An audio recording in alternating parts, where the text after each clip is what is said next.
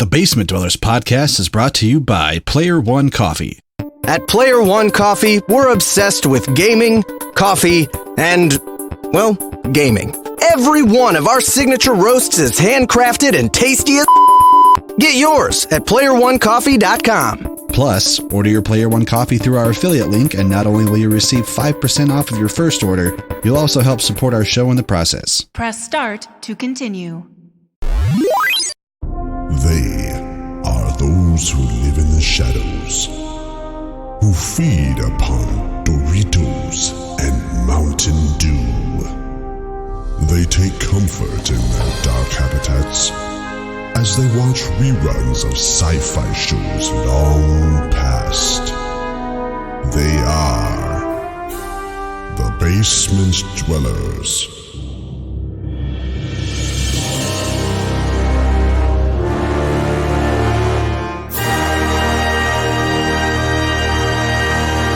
Show me what you got. So say we all. So say we all. So say we all. Indeed. Yes. This is a fertile land and we will thrive. We will rule over all this land and we will call it this land. Make it so. Join me. Together, we can rule the galaxy far from sun. I want to believe. We better get back, because it'll be dark soon, and they mostly come at night. Mostly.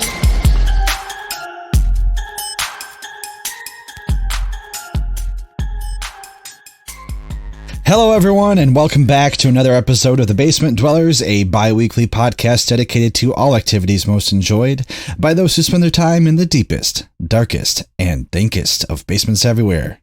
I'm your host, Wes Tanner, and tonight we really don't know what the fuck we're doing, but we're going to hit up some nerdy news, followed by meh, and then we're going to wrap up the night talking about the upcoming summer blockbusters. I'm joined as always by my fellow basement dwellers, maybe Nick, Ron, Drew, maybe Ethan, Tracy, Lauren and the Birds, and Tucci. What up, That's nerds? Me. How's it going, guys? It's the birds. Bird. What, Ron? Ron's got a robot voice. You were like, burr. My first show in the second season, and I sound like crap. Yay! It's You're killing it, bro. It's the new phone. It's funny. It's the new phone because your old, Good. your old apparently crappy phone worked better for this. kind of like a Nokia, you know. Oh, hey, there's Nick. Those old Nokia bricks. Nick. Hello. New phone. Who dis? Yeah.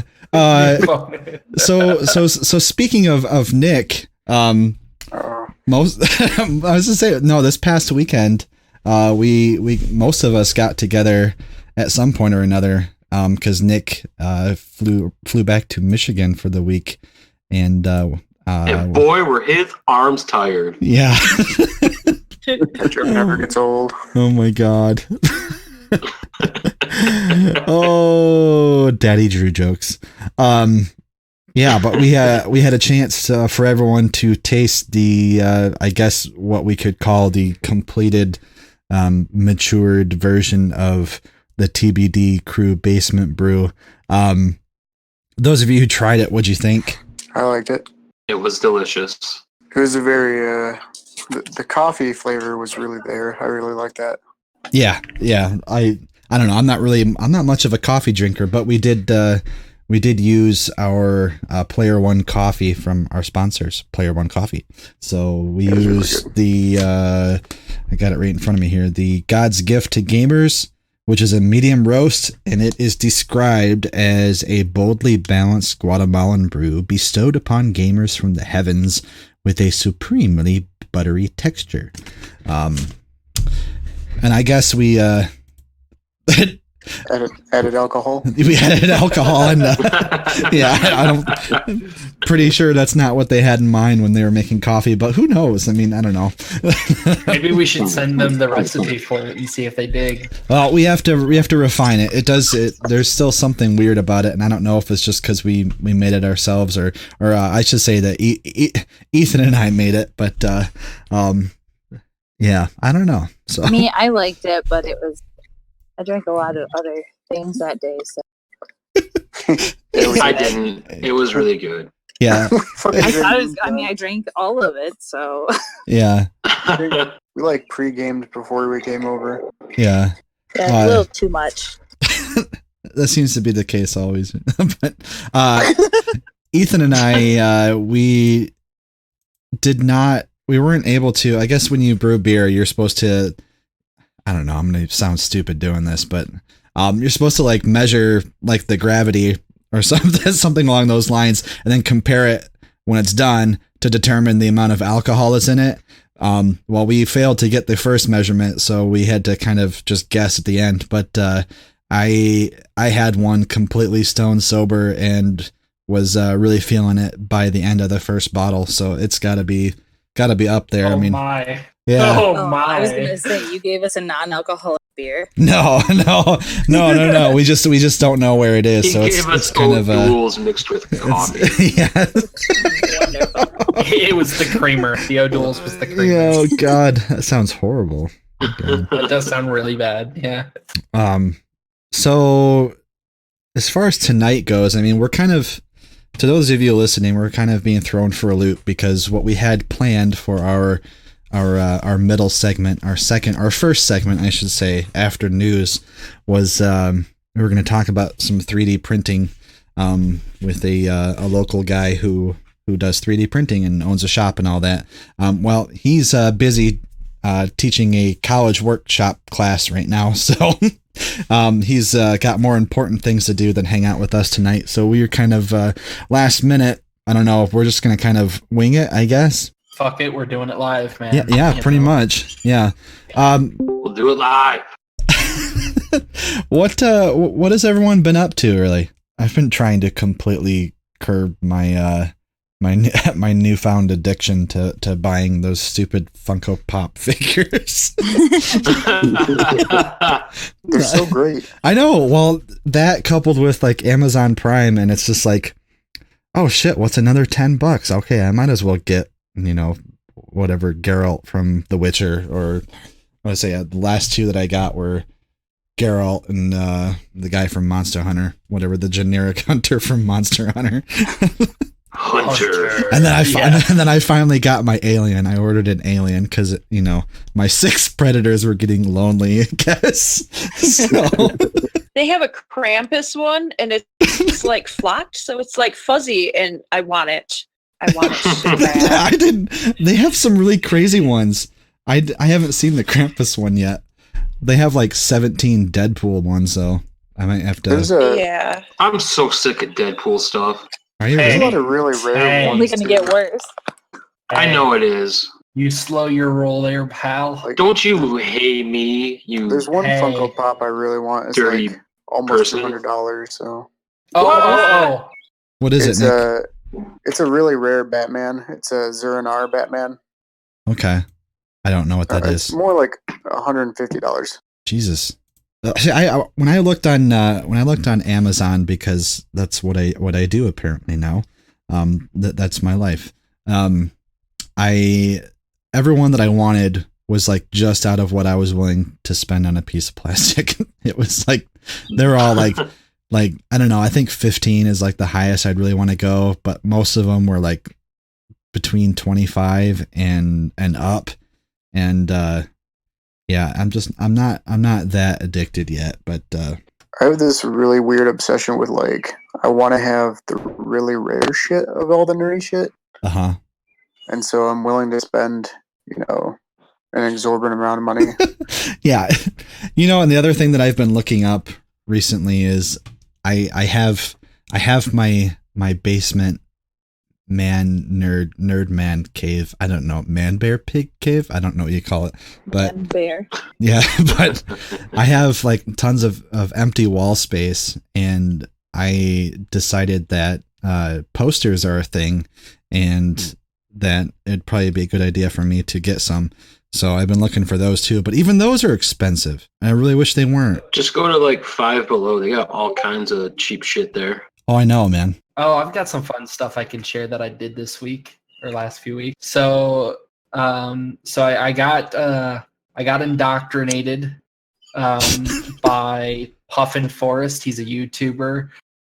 To get a hold of this core rule book that's kind of not really a core rule book, but it is a core rule book, but it's also named Volume 1. So, like, you don't really know what it's actually for. It's called Nobilis, The Essentials or something like that, Volume 1. But anyways, my boy Drew Boo over there fronted me the money so I could get it before anyone else bought it on the websites. Isn't that thing like...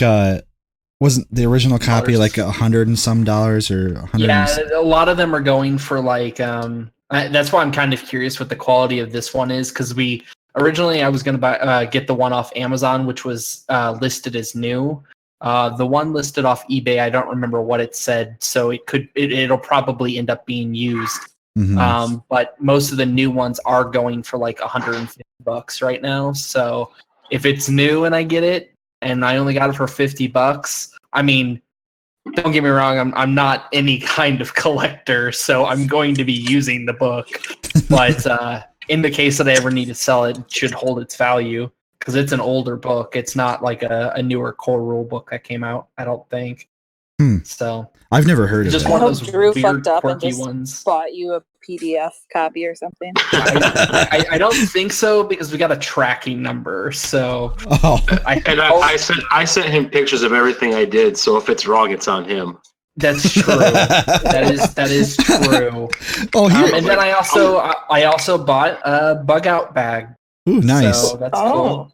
Yeah. You're ready. What do you? I'm getting ready. Yeah. You just got the bag, or did you start getting like the stuff for the bag? I've started collecting the stuff for the bag already, but the bag was something I was kind of looking into, and I didn't want to spend a whole lot of money, but I didn't want it to be a piece of poop. So don't go to REI. Fuck no.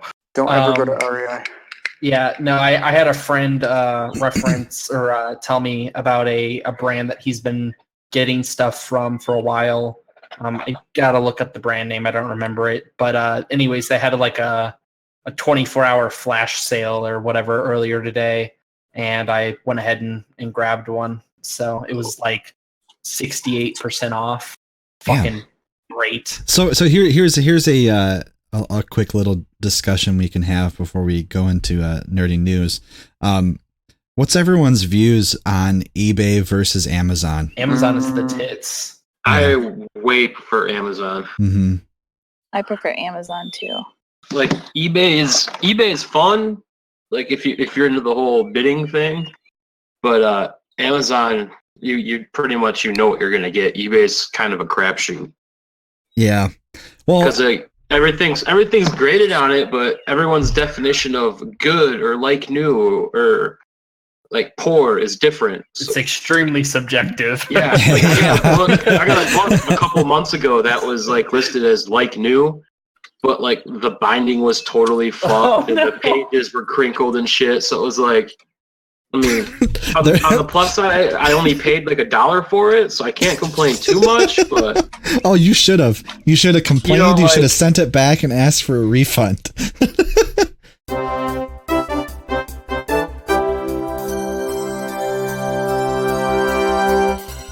Now it's time to see what's up in the world of nerdy news.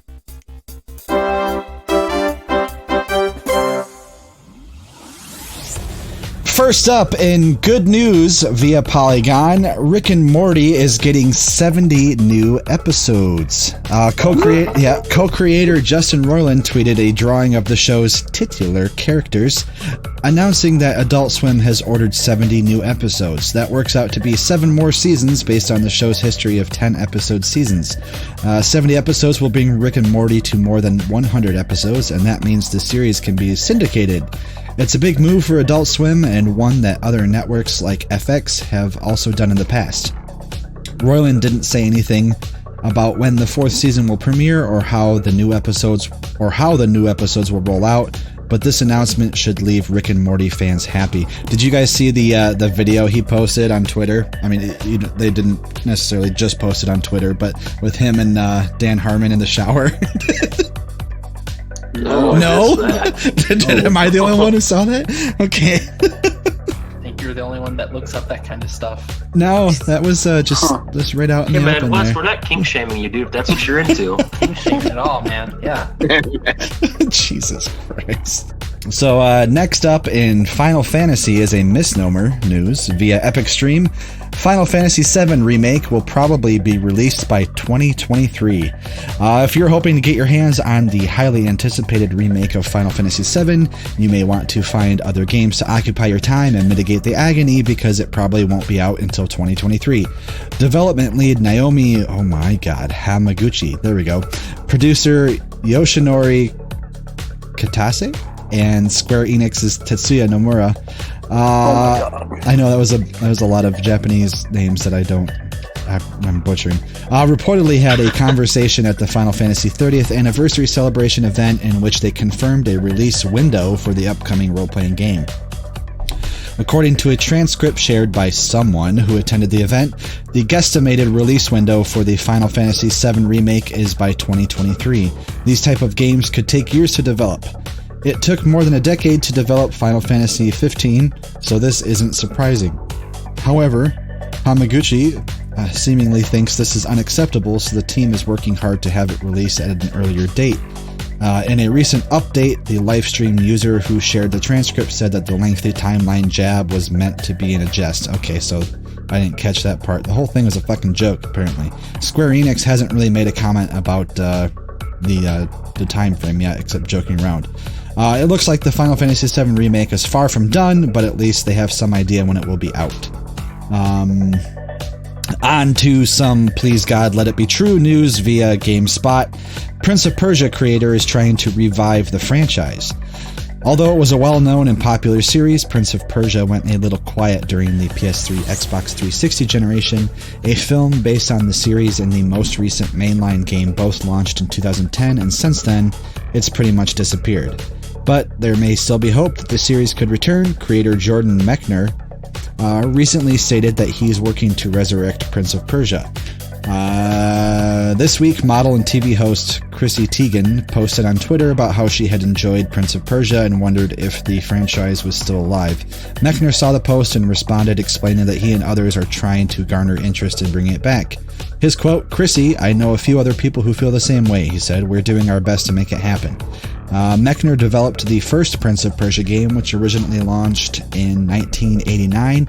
Since then, he's helped with several other Prince of Persia games, including the first reboot in 2001 after Ubisoft took over publishing rights. It's unclear if Ubisoft would consider publishing another Prince of Persia game. Assassin's Creed is often viewed as Ubisoft's successor franchise to Prince of Persia, considering their gameplay and setting similarities.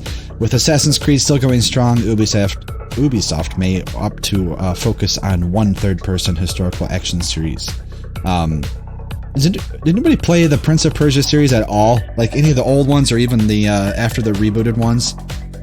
Because that was back in the time of like demo discs. So I played a demo of it, but I never played the actual game. Oh my god, I forgot about demo discs. Don't you remember buying like the official PlayStation magazine and you get a demo disc with like 6 or 7 games on it? Yeah, I do. I still have demo discs. I would play the shit out of those and then never buy the real game. Yeah, you know, Me too. there were some of them I remember like just playing the demo over and over again, like when I felt like it, because it was like just enough to like scratch the itch of playing the game. I don't remember what game it was. I had one. I think one I did that was for like Deus Ex. Like it was just enough in the demo to be like, oh, that's cool, but I could never play a full game of it. I played the shit out of the Bugs Life demo. It was cute. But when it comes to like Prince of Persia, I mean, I've played the regular Nintendo one and a few of them after that. But then the ones that really got my attention, I think it was PS2. The Sands of Time, I think is what it was called. Does that sound right? Yeah, sounds right. Yes. Yeah, where it was like that was like the first new one. Maybe that's what they're talking about with the 2001 reboot. Yeah, that was the one I played, and that was really good. That was a lot of fun. That one was really good. And then they made another one after that. Was the one after that the one where they included like the hardcore metal music during the fight scenes? Yeah. Was it okay? I don't remember the name of it. I don't either. And then there was one where they kind of rebooted it again, and they used a different art style. It was kind of like cell shaded stuff. And that was the last one I played. But that one, I remember beating that game, but not being too terribly impressed with it. I'm just trying to remember what it was called. Moving on to some oh god why news via Polygon. People slept on Sci-Fi's The Expanse, and now it's canceled. The Expanse, a spacefaring drama that first premiered in 2015, is being set adrift. Sci-Fi has declined to renew the series, the network confirmed to Deadline last night, or whenever that was. That means the show's third season, which is airing now, may be its last, and that's a damn shame. It truly is. Alcon Television Group, which fully finances and produces the program, told Deadline that it plans to shop the show around to other buyers. The company owns all the costumes and all the sets and still retains the rights to the original story. All it needs is a new home. And from what I hear, they are really going after like Netflix and Hulu. I really think Netflix would pick it up, honestly. But it's still disappointing to see stuff like that get canceled, especially with only a couple seasons. And you know, really when you think about it, most shows rarely last past a couple seasons, which I think it may be kind of like completing this weird vicious cycle that happens when stuff is released, because people are so weary of getting so into a show and then knowing that most likely it's going to be canceled within a couple seasons that they don't watch it. And then that contributes to the reason why, you know, it gets canceled.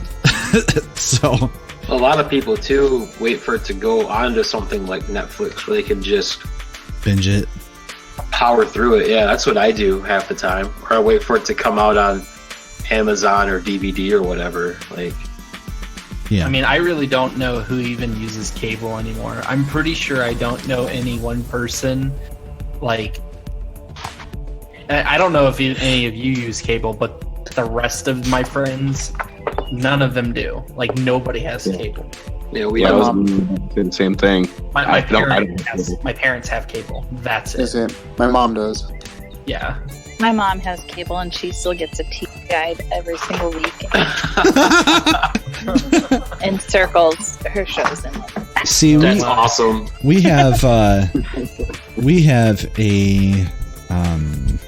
have Charter or Spectrum, whatever you want to call them, but we have a streaming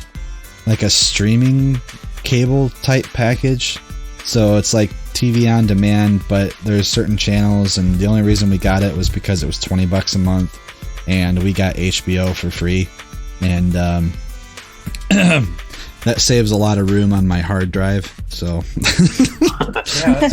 well, it seems like cable's pretty much a thing of the past now. Like you're saying, like everyone's parents and grandparents have cable, but no one really our age does. No. Yeah, they got like 40 more years to figure out what to do with cable, and then it's just obsolete after that. Like, but did any of you watch The Expanse? I know Ethan did, but he's not here. So no, I don't think I did. I watched it. You watched it? What'd you think of it? Dude, it was like one of my like new favorite shows, so I'm really hoping Netflix picks it up. Yeah. Did you ever watch the I think it was 2004 when it was released. It was Battlestar Galactica, like the remake. Yes. Yeah. Yeah. See, that is still one of my favorite sci-fi shows of all time. And I think The Expanse was very close to following in its footsteps as far as the writing was concerned. I don't think they had the same writers or anything like that. Maybe they did, but the writing, like even now, like everyone, if you get a chance, like watch that show, because it's a very dark and bleak look at what the possibility of humankind's future could be, but it's kind of like Mad Max in space. Yeah, honestly. Yeah, it is. There's a bunch of sci-fi shit thrown in it, and that's one of the reasons why I really liked it. Yeah, and it was really good. I have a feeling that Netflix will pick it up. I mean, because even Netflix is kind of floundering a bit when it comes to their content, just because they have a lot of competition now with Hulu, and then they have Disney splitting off, which we talked about in last season, I believe. Disney splitting off and taking all of the Disney shows that are on Netflix right now, which will include Star Wars, and they're starting their own streaming service, so that's going to be a big hit right there. I think Netflix it'd be a good move on Netflix to start buying into some of the properties that at least have a cult following at the very least, which The Expanse does. I agree with that. Mm-hmm. All right, now on to some why the fuck Nintendo news via Polygon. Nintendo Switch is not getting a virtual console. Nintendo's Virtual Console, the service that offered classic video games from previous console generations and arcade machines, is not coming to Nintendo Switch. The company told Kotaku in a statement that it has no plans to bring classic games together under the Virtual Console banner, as has been done on other Nintendo systems. The fate of the Virtual Console on Switch has been unclear since well before Nintendo's latest system launched last year. In the lead up to its current console launch, Nintendo neither confirmed nor denied it would bring the Virtual Console, which first launched on the Wii in 2006, to Switch. It said it was, quote, still undecided on reviving the service for a fourth platform, and instead indicated that it would try something new, which is offering a selection of classic games as part of its online subscription service, Nintendo Switch Online. Nintendo's plans, or lack thereof, for Virtual Console on Switch is a blow to owners of the wildly successful hybrid console. Fans have expressed hope that Nintendo might allow transfer of Virtual Console games that were purchased on the Wii, Wii U, or Nintendo 3DS to Switch, saving them from yet another purchase of a classic Nintendo game. The system's ability to be played at home or on a television or on the go made it feel like the perfect platform on which to play classic games from Nintendo's handheld and console platforms. Instead, Nintendo fans will have to make do with the company's current alternatives, which are the Super NES Classic Edition mini console and the NES Classic Edition, which will be returning to store shelves this summer in 2018. The Virtual Console is still alive and well on the Wii U and 3DS, though the service is set to close next year on the Wii when the Wii Shop channel shuts down forever. And there is Nintendo Switch Online, Nintendo's online multiplayer subscription service, which launches this September. The arrival of that service will bring with it at least 20 retro games from the NES era, each with new online multiplayer features. Nintendo says it will continue to add more classic titles as part of its Nintendo Switch Online service, but details such as games, additional console platforms, and long-term access to those games are still scant.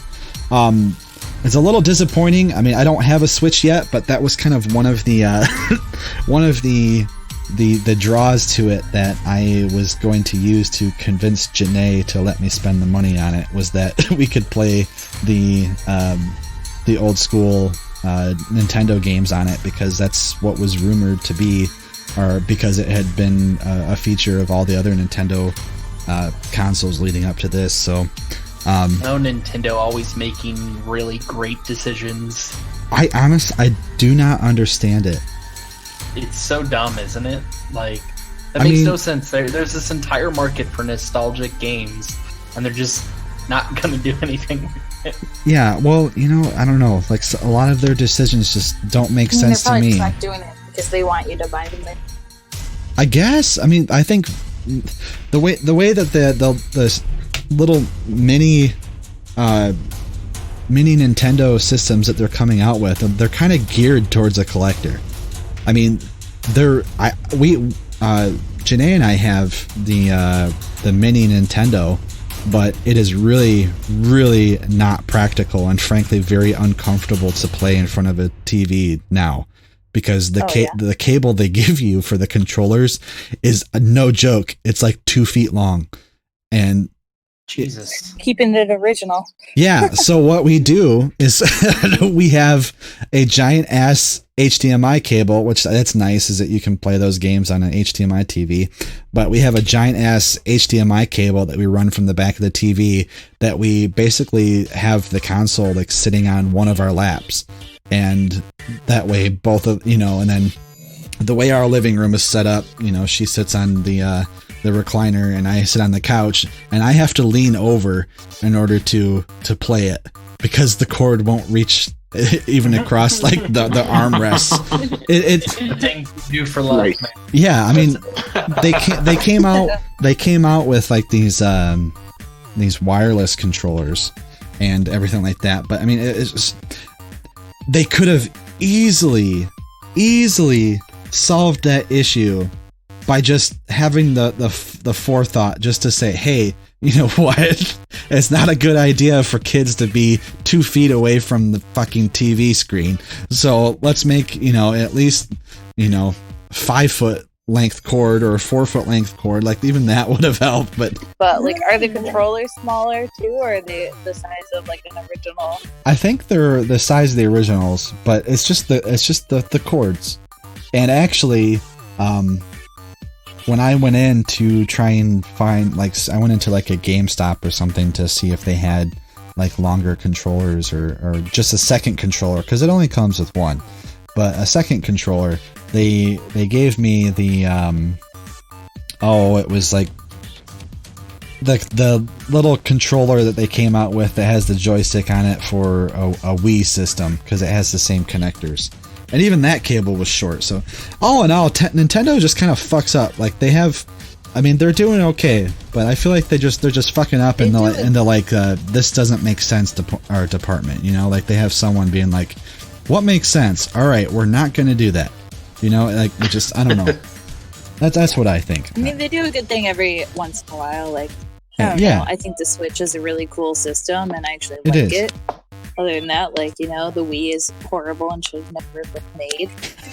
Wait, what? I say no. Everyone bought the Wii just for Wii Sports, and it came with it. So I don't know. That is 100% truth fact. It is, isn't it? Like the Wii's. I think it was like the Mario or like Nintendo Olympics or whatever. Oh, that shit was cool as fuck too. Oh, you know what? I would be. But yeah, Wii Sports is pretty much it. That and Mario Galaxy. I liked that too. Yeah. Well, I liked the Link's crossbow training though. That's my jam. I've never even seen that before. What is that? Oh, it's basically like a bunch of like target practice shooting games that basically has like the Link like whole theme to it. But it's fun because you have like the little crossbow nunchuck things to use with it. Okay. Good deal. Yeah, I've never heard of that. I don't know. Maybe I'm just salty about the Wii because I'm too fidgety of a person to use it properly. Yeah, you probably got spanked in Wii bowling, didn't you? I didn't play a lot of Wii bowling, so I didn't play a lot of Wii at all. I just did not like it. Sounds like something a loser would say. Oh shit! If you want to take this to the other room, we can. Not all right. God damn. Yeah. Is someone chopping wood? She's it like, sounds like so. She's packing cigarettes because I'm getting frustrated. Nintendo. Read, Nintendo, read. Fuck your Wii bowling bullshit. Next up, and I think mobile gaming still feels really awkward news via Tech Radar, the Steam Link app for Android and iOS will allow you to play your games on a mobile device. Soon you'll be able to enjoy your entire Steam library of games on your mobile device. It's all thanks to a new Steam Link app that Valve just announced. The app will be available on Android, which is phone, tablet, or TV, and iOS-based iPhone, iPad, Apple TV, blah, blah, blah, blah, blah, devices, and will allow you to play games from your Steam library while connected via a 5G network or wired via Ethernet to a Mac or PC. According to a blog post on Valve's press website, the Steam Link app will support the Steam controller, MFI controllers like the SteelSeries Nimbus and Game Vice, and more all across both platforms. Valve also announced an app for Steam Video, which brings the Steam Video library to your Android and iOS devices over Wi-Fi or LTE as well. According to a follow-up email from Valve, the Steam Link app is targeted a release date somewhere during the week of May 21st. That's what, next week? Yeah, that's next Monday.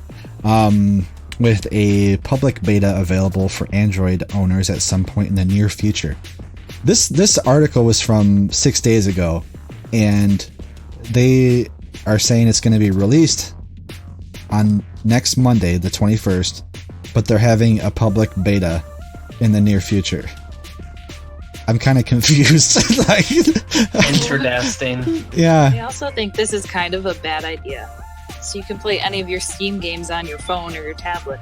Yeah, that just sounds like a terrible decision. Sounds like a bad idea. Like, I don't think I'm going to try to phone play is Squad gonna on be it. able to I don't know. operate that. So I just feel like your phone is so berserk and blow up. Those articles be cool to read. Yeah.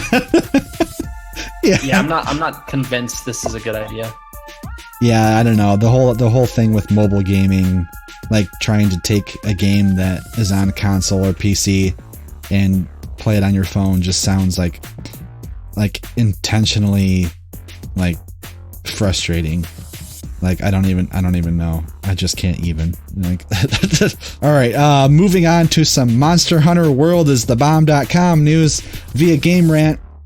Monster Hunter World brings Capcom's highest level of profitability ever. About a couple of months ago, Monster Hunter World was officially revealed to be Capcom's best-selling title ever, with the role-playing game beating out the previous record holder of the third-person shooter Resident Evil 5. Now, the publisher and developer has disclosed its most up-to-date financial results, which currently lists MHW's shipments as 7.9 million units as of March 31st. Per Capcom, sales of the RPG have helped to bring the company its highest level of profitability within its entire history. According to the latest fiscal report from Capcom, Monster Hunter World, quote, significantly contributed to the publisher and developer's financial performance, which managed to bring about international recognition that led to an invigoration of its global operations. As listed under the digital contents subheader of the report, Monster Hunter World's digital business was a major driving force that assisted in the increase in sales and contributed greatly to improved profit for the company. With Monster Hunter World having facilitated Capcom's current position as a fiscally sound firm, profits were down not too long ago. The company is undoubtedly studying exactly how the RPG created these positive waves in the first place in order to replicate such success again with another title in the future. At any rate, it will be interesting to see how much more profitable the game becomes later this year once Capcom finally releases its PC version in the fall. Nick, are you still playing that? I know you like soared through that game. Yeah, I really like it. You're still playing it? Since they included the whole raids and stuff, like there's really like a limited time raids that they've included in the game. Yeah, I've been playing the shit out of it. I think that's really drawing people in again. Yeah, it seems like they keep releasing some really good new content And when you say timed raids, do you mean like they're only available for so long, or that you only have like so long to complete them each time you run it? No. So there's a few things where it's like only available from like this date to this date. Okay. And if you like don't do it, then you don't get the stuff. They just did a Devil May Cry thing where you can get the armor set and look like Dante from Devil May Cry. I don't know if that's... Yeah, it's actually really cool. But I don't know if they're still doing that or not. It might be done. So, Didn't again, they do that's one of a, those limited time things. Yeah, didn't they do a Mega Man kind of quest where you could get his armor too? Or you could look like 8-bit or something? Yeah, for your Palico. Yeah. Next up in holy shit Batman board game news via Gizmodo, Batman the Animated Series is finally getting the tabletop board game Gotham deserves. Batman the Animated Series is one of those shows whose legacy has only grown with time. Now, over 25 years after the series debuted, Batman TAS is getting a miniatures tabletop board game that will put a smile on anyone's face, not just the Joker's. IDW Games has announced it's making a Batman the Animated Series board game called Gotham Under Siege. The game was first teased last week with a tweet showing the character miniatures that have been created for the game, which include Batman, Batgirl, Robin, Catwoman, and a tag team duo of Commissioner Gordon and Officer Renee Montoya. Designed by Richard Lanius, who created or worked on Arkham Horror and Elder Sign, and Michael, Gugliano, with artwork by Table Taffy and Leonardo Ito. Gotham Under Siege lets 1 to 5 players take on the role of Batman and his friends as they fight against the forces trying to destroy Gotham. During each round, players have to balance story card missions while keeping the streets of Gotham free of crime. Villains like the Joker will need to be stopped, of course, but if our Dark Knights neglect the city, there won't be anyone left to save. According to PhD Games, the story cards are all derived from the first season of Batman the Animated Series, and IDW Games has promised there will be an expansion in the future. Batman the Animated Series Gotham Under Siege comes out this August and will cost around $50. Those of you guys into board games, have you heard anything about this before? Not until just now. Yeah, see that it sounds appealing to me, and I'm not as into the board games as you guys are, but I have found that I really do appreciate the miniatures, and I know I love Batman, and I guess I don't know, $50 still seems like a lot of money for a board game, but depending on them, I knew you guys would say that. Hey Ron, how much did I spend while I was there? On which game or all games? Dude, like a car payment's worth. I think it was to the tune of about $200. Oh my god! Yeah, that sounds about right. Oh, and speaking of board games, Nick, that game that you got me, I haven't played it yet because it's just Janae and I in the house, and you need 3 people. But hold on a sec. So he got me this game called Drunk Quest, which the tagline is "Kill monsters, grab loot, and get drunk." And I imagine it's maybe similar to Munchkin, yeah. And it looks like you go through the cards, but each card has like, in order to defeat the monsters, you have to take like a certain number of drinks, and then all the people around you, just like Munchkin, can basically fuck you by adding more drinks or I guess stuff like that. But I can't wait to play this. It sounds so great. But yeah. I don't really know a whole lot about IDW. Yeah. I don't know like what their miniatures are like. Yeah. So I can't really say a whole lot about the Batman one, but it sounds pretty cool. Well, you've played Arkham Horror, right? Yeah, I love Arkham. Yeah, apparently they're designed by I can't say his name, Richard Lanius, but apparently he worked on Arkham Horror. So I don't know if it's just like the mechanics of the game itself or even the miniatures, but yeah, I don't know. Like, it sounds intriguing to me. It sounds like it would be a fun game, but If it was like designed by Simon, I could tell you right away the miniatures would be beautiful, but I don't know much about IDW, so. Okay. Let's see here. Oh, you know what? It has been a little while, so I think we're going to go ahead and take our first commercial break.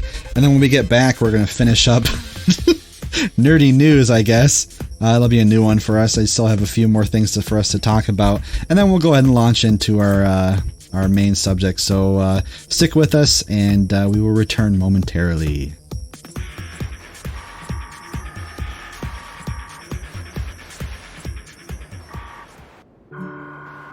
Hey nerds, Wes here. Just wanted to give a quick rundown of some new things we've done for this season that you should definitely check out. First off, make sure to take a look at our newly redesigned website at www.tbdpod.com. And if you're already there, then great. Take a look at the show info where you'll find, you guessed it, info about the show. Things like episode archives, crew bios, how to join our Discord server, as well as ways you can subscribe to the podcast. Next, let me direct your attention to the Support the Show link where you can find some ideas on how you can help us keep the lights on. Help us out by buying some kick-ass coffee from Player One Coffee. Buy something from Amazon using our affiliate links, or hell, just treat yourself and us by becoming a TBD patron via our newly launched Patreon page. And as always, thanks for listening. Now, back to the show. Oh, hey, we're back. Oh, hey. Hi, hey. Yep. Welcome back to the podcast. We're going to talk about some more news. Because we didn't have a backup plan for tonight, so yeah, we're gonna go ahead and continue on. And that's how you know we're novice. Yeah. We sort of screwed the pooch on this one, so here we go. Yeah. Wes wouldn't let us eat tacos. I can't believe you guys. No, I can believe it. I mean, there's nothing that I can't believe with this group, but you know, well, don't spoil it for everybody. We'll bust that one out for the like a special feature patron type deal or whatever. So next year's Cinco de Mayo surprise. Yeah. Well, let's see here. Next up in some kind of rapid fire movie news, via Bloody Disgusting. Most excellent news, Bill and Ted Face the Music is officially announced.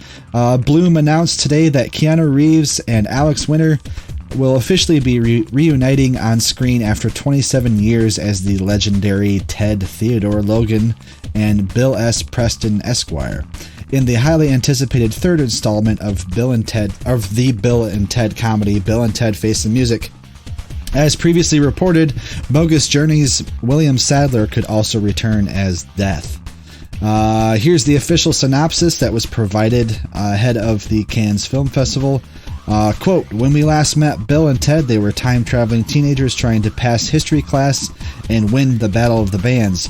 Once prophesied to save the universe with their rock and roll, middle age, and responsibilities of family have caught up with these two best friends who have not yet fulfilled their destiny. They've written thousands of tunes, but they have yet to write a good one, much less the greatest song ever written. With the fabric of time and space tearing around them, a visitor from the future warns our heroes that only their song can save life as we know it. Out of luck and fresh out of inspiration, Bill and Ted set out on a time travel adventure to seek the song that will set their world right and bring harmony in the universe as we know it. Together with the aid of their daughters, a new crop of historical figures, and some sympathetic music legends, Bill and Ted find much, much more than just a song. The film is currently in pre-production. Yay! Excellent. I don't think I've ever even seen that. God damn it, Tucci. God damn it. The actual God damn it. When the fuck was it made? Oh, shit, man. No. I want to say early 90s. I think I was like 12 when it came out. We're alive, Tucci. Tucci, just go watch it. Like, I guess we're adding more shit to do when you come up in July. Yeah. Hang your head in sadness. Yeah. And shame. Shame. Shame. Shame. Shame. Shame. Oh shit, did he leave? He left. We kicked him out of the show. Oh, there he is. We shamed him too hard, guys. We shamed him so hard he disappeared. Yeah. I haven't been shamed that hard since I went to church. Oh shit! Oh! I got a letter the other day. I got kicked out of my church. What? They can do that? Because I haven't gone in so long, they revoked my membership. What? That's a thing? That's a thing, apparently. They can do that? Apparently. Just burn it down now. My dad goes, I talked to the pastor today. I was like, oh yeah? He goes, yeah, he told me they're going to revoke your membership. And I went, oh, okay. I didn't know it was that easy. Wow. That apparently, if you don't go to church for like 5 years, they decide you're no longer interested. You're no longer a human. That's probably a good way to look at it. Yeah, I mean, oh god, I don't know. Just give them some money. Oh jeez. All right. Via consequence of sound, Tenacious D announces a sequel to The Pick of Destiny. A sequel to Tenacious D's 2006 musical comedy, The Pick of Destiny, is apparently on the way. During the band's performance at Shaky Knees Music Festival, Jack Black announced that a sequel movie will be released in October of this year.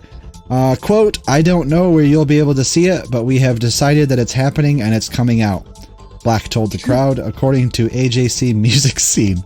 Well, that's vague. Do we take that seriously or what? Like, I want to take it seriously. I do too. I mean, I don't know. I love Tenacious D. I do too, but I mean, even I don't know. The movie itself was just kind of like. Did any of the movie was not very good. But no, but did you? I still love Tenacious D. So I did too. Did you watch any of the when they were? I think it was they were on HBO. HBO, Like they have like they had like all their little short films and stuff like that. Like that stuff was great. Yeah, they had like a little. It was basically like a sketch show. Yeah, it was, and they would launch into like a semi music video and stuff like that. It was pretty much the whole first album they did was that show. Yeah, that was great. So I don't know. I'll take anything else from them that they wish to bestow upon us, but I don't know. Lastly, in the news you've all been waiting for, via Provider.com, a company claims that male sex robots with bionic penises will be on sale later this year. Finally. Sexbot company Realbotics has Sexbot company Realbotics has announced that it will be releasing a male sex robot with a bionic penis that would be, quote, better than a vibrator. Wait. Do they already have female sex robots? Yeah. Really? Yeah, weird. Like, oh yeah. Well, they have the real dolls. Yeah. Oh. That's their sister company. Hold on. It's just robotdick.com. No, I check it out. I need this for science. No, When the robots rise up and take over the world, Yep. They can literally fuck us. Yeah. Matt McMullen, CEO of Realbotics, has revealed that his company plans to release a male sex bot in 2018. Speaking to Daily Star Online, McMullen said, we'll eventually have a male and a female platform available. He speculated that the male robot could be plugged in to go as long as you want, and that the sky is the limit when it comes to penis size. He also says that the robot's body would look like the male sex dolls currently made by its sister company, Real Doll. You can look that one up, Tucci. Real Doll, all one word. Real doll. Yeah. Okay. So far, Realbotics only advertises. .com or .org? Someone's looking to delete his browser history. It should be .org, shouldn't it? Someone delete his browser history when he dies. Yeah, we got you, fam. We'll get a hold of JJ to swing by. JJ. Yeah, so far, Realbotics only advertises, quote, Harmony, an artificial intelligence app that is supposed to sync up with a robotic female head. The system, which was scheduled to be released last year, has been delayed by bugs. Nevertheless, McMullen remains optimistic about the chances of getting its male version out by the end of the year.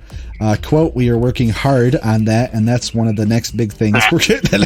Yeah, there's a lot of sexual innuendo. We're working hard on that, and that's one of the next big things. We're looking forward to get up and running. According to McMullen, the push for a male sex robot is all about equality. Quote, we have equal interest in male and female versions of what we're doing, he told the Star. We get a lot of people gravitating to the fact that we've just made a female robot so far. People have accused us of objectifying women, but it's important that people know that this is more than a sex toy. Instead, McMullen claims many women are interested in male robots as companions to talk to and interact with. Nope, I saw the Terminator movie. Nope. I don't know. Setting that aside, you can just have a conversation with your sex bot while it's doing its thing. No, have you guys? Have you seen I think people are really over. Sorry, go ahead. No, you go ahead and finish your thought. I was gonna say, like, I think people are really overlooking this. You know how easy it would to solve China's population problem.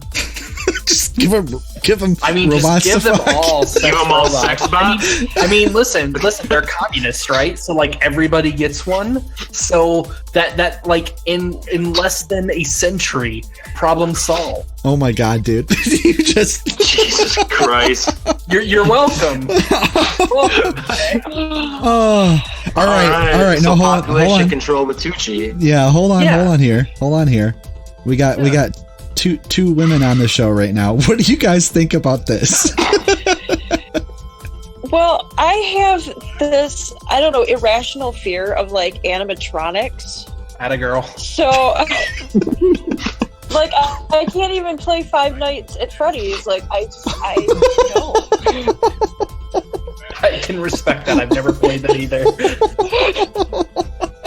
Like, I have nightmares from when my mom and dad used to take me to, like, back when it was showbiz.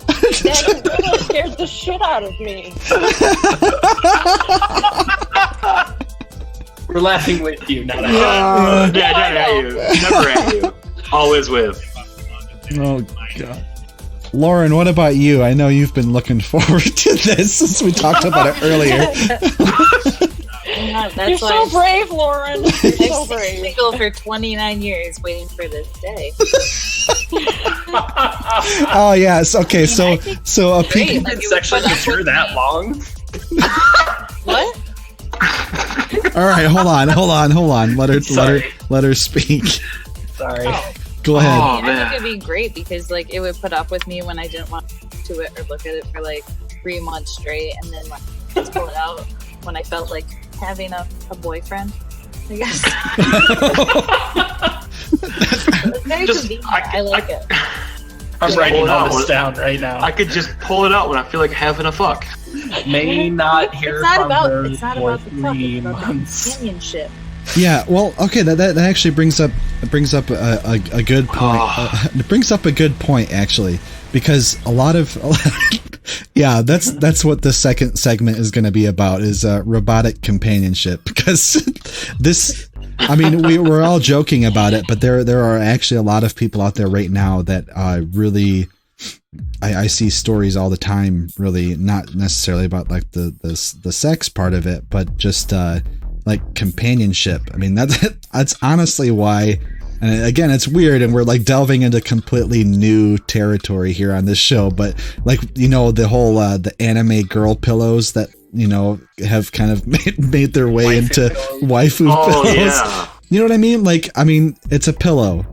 Come on, it's a pillow. I mean, it's like, but it's my pillow. It's a comfort thing. You know what I mean? Right. And you know, Lauren mentioned companionship. Like, our future right there? Like, are we gonna, like, especially now that they're like introducing like the artificial intelligence to be able to like conversate with you with, I mean, they just mentioned it in this article too. And, you know, like that, I find it maybe a little, maybe not creepy, but unsettling. But I mean, oh, so do I. You know, what's like unsettling about it though? Well, no. I mean, it's not AI. Like, well, it's but just like anything that can listen and comprehend what you're saying and respond is, I don't know. Maybe it's my paranoia, but like those echo dots or whatever, I don't like those. They're like spies. So like, what if my sex man boyfriend spy he's a spy? If he's a I wonder too if can they get hacked? God, dude, I don't know. Like, you can hack those Echo Dots and Alexa and all that stuff. Could you imagine you're using your sex bot and someone hacks it and it just does something that you are totally not prepared for? Wrong hole. like that, or it just starts spouting off about, like, I don't know what, Grandpa Drew stuff. Well, and I'm just thinking about all of like the defective things that even could possibly go wrong with it on its own without somebody messing with it. And it would be me. I would get a defective one, and it would probably strangle me in my sleep. Oh, like, man. I mean, not to be a complete pessimist, but I mean, asphyxiation is like kind of a thing these days, you know. Oh yeah, what if that? I don't know. Well, yeah, and does it have that human element to be able to pull back? You know. Mm-hmm. Suicide by sex robot. To pull back, I just hope. Finally. Pull out. Worse, yeah. Like, well, as far that's as the you problem said. Sorry. Go ahead. No, go ahead. No, go ahead. Sorry. No, well, that's the problem that they're having with like some of the self-driving cars. Yeah. Is that it doesn't have that human element with it to also that they can't apparently drive in the snow, but there's that human element of, okay, what is the safer and more logical, you know, as far as human standpoint, what's the, you know, way to go here, you know? Well, you know, that actually, I mean, we talked a little bit about that before with what did Tucci call it? The Charlie, we called it the Charlie problem, but it's like the trolley problem. The train problem. The train, yeah. Like, but yeah, I don't know. That brings up some weird, confusing thoughts, because like, I mean, we're not dancing around the issue, but we're kind of like half joking about all this because it's a fucking sex robot. But I mean, there are some serious things to consider, I think, you know. I mean, I don't know. Turn into like, we'll just be like, you know, a smart house. Yeah. That was a pretty good movie. Yeah. I love Disney. But studying Disney aside, since we're kind of talking about sex, which is sort of weird, but when it comes to this is what happens when we don't plan. But yeah, like when it comes to like the train problem, with trolley problems, when it comes to the train problem with like your self-driving vehicle, if I find out, right, that a self-driving vehicle has been pre-programmed to avoid hitting like a group of people or a pedestrian of any sort and would rather kill me instead, I would not buy that motherfucker. Oh no! Oh, not a chance! Not a chance. But No. but that's something that they seriously would have to consider. Is Well- like what do they put in there? Well, yeah, and that kind of calls into question. I mean, this is a little bit philosophical, and this is all stemmed from the sex robot article. But but you know, like what does it mean to have the human element? Like, to me, it actually means the capability of having like irrational thought, which, I mean, I feel like it's gonna have the human element, boring part of a boyfriend, because it's just gonna sit on the couch and like fart and not work. You have to take care of it. Like, you have to wash it, move it around. So I changed my mind. I don't want one. Well, do you have to dress it too? I mean, yeah, like you probably have to take care of it like it's a child. Wait, are you saying like if we had like the strongest bond ever, Lauren, and like I was like somehow I became like a paraplegic, you wouldn't help take care of me? No, I would take care of you because you're an actual human. Oh, okay. Okay, at least there's that separator. I'm happy with that. That's okay. I don't know. If you want to put real sex man suit and just wear it around, that's my one. Otherwise, I'm not getting it. Self-cleaning sex robot. I just want you to be better than a vibrator, okay? That's a selling point right there. Self-cleaning. Oh. And if you have to dress it, does it do its own damn laundry? I'm just saying. It's just gonna be naked the whole time. I mean, why would you have it in any other state, right? Like, just a weird naked robot crumpled up in the closet. Yeah, I'm buying one right now. Imagine, like, if I took it out with me, like, I got sick of doing things alone. I was like, took my robot man to the. Hey, yeah, like carpooling, yo.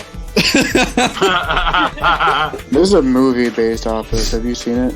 Lars and the Real Is it Girl. the one with Joaquin Phoenix? Yeah. Yeah, No, her? it's Lars and the Real Girl with Oh. Ryan Gosling. Ryan Gosling, yeah. Oh It shit. is a real. Oh, my face hurts. My face really Like, hurts right now. think about it. If you took it out, like you're like going shopping and you took it with you, and then all of a sudden it starts vibrating, like how awkward that would be while standing in line, you know? No, yeah. It Sorry, he gets excited. And then you got the sky is the limit dick size. Yeah, it looks like a third leg, like almost a kickstand level, you know? You have to like put a wagon in front of it to carry around the You know, somebody would get one. Boy, this is our most X-rated conversation yet. I'm Yeah. really happy it's happening. Yep. And yeah, I don't even know how to come back from this. Like, Well, if we wanted to come back, we just wipe it off Drew's lip. oh shit! Oh, shit. Wow. Hey, I'm gonna go ahead and just cancel that book I bought you. No, don't do it. Oh god! for you too, Chief. You know what? I might actually have to put a warning on this one. My god! I'm sorry, like I It's like- haven't used that in forever, like but you- that was like the And perfect time. listen, there's no cum on my lip. I'm not a quitter. Ask Ron. It's true. It's true. God! We have confirmation. Oh shit! Okay. All right. So yeah, you know what? I think. Segways are weird. Yeah, that. God Let's. damn, we're gonna have to fight when you come up here now, Tucci. This is gonna have to happen. All right, color and you so hard. with that, we're gonna go. Yeah, I bet We're you gonna will. go take a cold shower and take a break for another commercial break, and because we have to have at least two, right? I mean, that's kind of our format. So when we get back, we're gonna stop talking about robot penises and start talking about the summer. Real penises. We say that. We say that. Yeah, I mean, we can never really get away from penises, can we?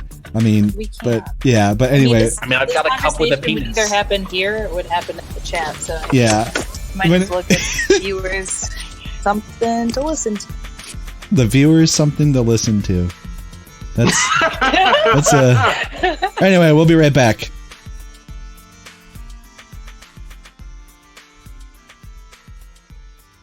Do you like role-playing games? How about podcasts? How about a podcast about a role-playing game? Check out our friends at Tomorrow's End, a podcast that follows a role-playing group as they navigate through a post-apocalyptic wasteland. Alright, enough fucking words. Here's the trailer. How did humanity get here? I just can't remember. The rest of the world didn't know why the end had come. They'd heard on the radio about an attack on the states by either Russia or China over dwindling resources. What we knew was that the world was going to end, and a crazy man named Morrow had a plan to save the world. Many teams were frozen in vaults deep underground, safely tucked away from all the bombs and nukes flying, and the asteroid that would finally end everything. They were supposed to wake up 25 years later and help pick up the pieces, but something went wrong, and everyone woke up a lot later, if they woke up at all. Cultists, criminals, madmen, they've been living and thriving through the radiation and destruction the entire time. Some good people also survived. They held on to hope by spreading stories. Stories about tomorrow's end. Let's whip out our robot dicks and dig into some movies. Robot. All right. So with that, we're back, and we're gonna try to reel it back in for a little bit, and after the last conversation, we'll see how well this will go. But this whole episode is kind of like a fuck it, let's do it live moment. So that being said, right. Yep. God damn it. So we're supposed to be talking about the upcoming summer movie blockbusters of 2018. Drew put together a list of everything that looks somewhat interesting, and we haven't all seen anything about all of them, but we can talk about, you know, a few of them or whatever piques our fancy. So yeah, here we go.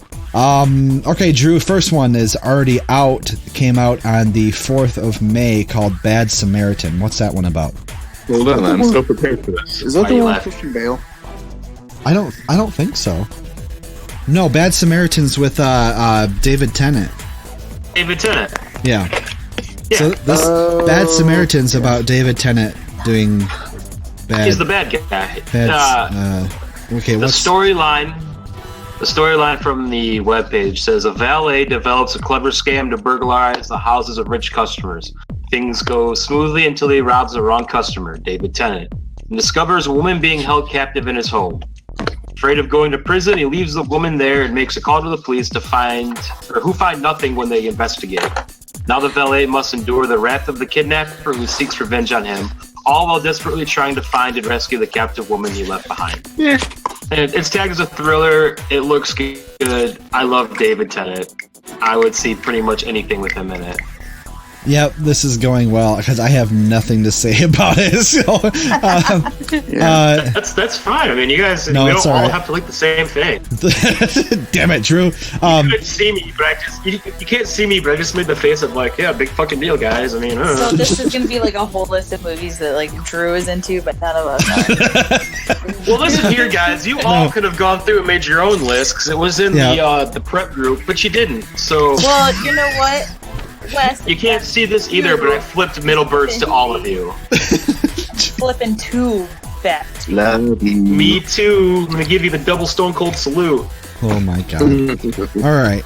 What's Terminal? That's on the next one on your list. Was out on the 11th of May. In the dark heart of a sprawling anonymous city, Terminal follows a Yolan, you're cutting in and out. Twisting tales of two innocent janitor and a curious waitress lead a dangerous double life. Murderous consequences unravel in the dead of night as their lives all intertwine at the hands of a mysterious criminal mastermind hell-bent on revenge. This one's got Simon Pegg in it, Mike Myers, and Margot Robbie. Ooh, interesting. It's got Mike Myers in it? Yes, sir. Is it a serious movie? Yeah. And Simon Pegg? Yeah. What the fuck? It's a noir thriller. Ooh. Yeah. Simon Pegg's pretty versatile.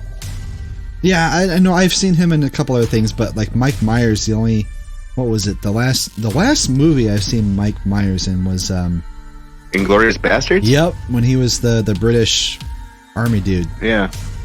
That's it. And before that, it was a whole bunch of comedy movies. I don't know, Drew. I still got nothing to say on that one, but that has some really cool people in it. So, what about Cargo? That's the next one on the list at the 18th of May. Yes, Cargo stars Martin Freeman. Stranded in rural Australia in the aftermath of a violent pandemic, An infected father desperately seeks a new home for his infant child and a means to protect her from his own changing nature. This one, if I remember right, is a Netflix one. Hey, that's coming out soon then. Yeah, it's supposed to come out on Friday. It's a Netflix-only release. It's a horror mystery movie. From what I could tell, from what I've seen, is it's like a zombie virus sweeps the earth, and Martin Freeman is infected, and he's trying to get his daughter to like a safe house, basically, before he snaps and eats her. Okay. I remember you told me about this. God, was it this morning? Yesterday morning? I think it was either this morning or yesterday, but I think it was yesterday morning. Yeah, I had no idea it was a zombie type movie, but it does sound a little bit kind of like what did I say it was? Children of Men. Did you guys see that one? Mm-hmm. With Clive Owen. Clive Owen. Yeah, that's a good one. He's I guess like the last pregnant woman on in the country or on Earth or something. Like, I guess the human race pretty much goes sterile, but this one woman's pregnant and he's trying to get her to somewhere. I don't remember exactly where it was, but yeah, that's what it sounds like to me. I don't know, that one could be really good. Yeah. It looks really good. It looks very interesting. Okay, here's one we all know. Deadpool 2. That also comes out on Friday, which those of you listening will have been yesterday. Do you want the submitted synopsis for this one? Because it's pretty funny. Yeah, sure, why not? All right. After surviving a near-fatal bovine attack, cafeteria chef Wade Wilson struggles to fulfill his dream of becoming Mayberry's hottest bartender while also learning to cope with his lost sense of taste. Searching to regain his spice for life, as well as a flux capacitor, Wade must battle ninjas, the Yakuza, in a pack of sexually aggressive canines as he journeys around the world to discover the importance of family, friendship, and flavor, finding a new taste for adventure and earning the coveted coffee mug title of World's Best Lover. That is pretty great. All right, so we've all seen Deadpool, I'm assuming. My name's Tucci. What's Deadpool? No. What are we expecting from the second one? I have not read a single thing about it because I just want to go in as a fan, and I don't want to know what I know they're gonna have Cable in it. It's was it Josh Brolin? Yeah, I'm expecting and hoping for much more of the same. Yeah. I don't want them to change anything. But here's the thing, though. Didn't they get a budget boost this time around? Because before, a lot of the greatness came from them trying to get around some of the limitations that they had as far as like what the studio would allow and what what they had in the budget. Like, I remember reading an article that said, you remember the one scene where he was supposed to like go? It was like the giant climactic scene where he's supposed to face off against all the bad guys in that one shipyard or whatever it was. Oh, the downed helicarrier. Yeah, and he got out and he realized that he forgot his ammo bag at home or something like that. Yeah. Yeah, that they did that because they didn't have the money in the budget to pay for the bullets or the props, like the stuff that they needed. So they just had him like hilarious. Forget it. So. And then, yeah, they had all those jokes about... But that works for that, because it's Deadpool. Well, I know. I'm just wondering if that's the case with this one, because the massive popularity that brought. I mean... I feel like there's going to be some awesome jokes about the new budget. Oh, yeah, probably. But right, and I think part of with the expanded budget comes with they have basically X-Force in it, too, now, with, like, Domino and the other... mutants that they added. They could afford more than one X-Men this time around. Yeah. Or two, yeah. Okay. Yeah, I'm that's I almost forgot that it was coming out. Like, I knew it was in May, but I didn't know it was this weekend. So that'll be a fun one to check out.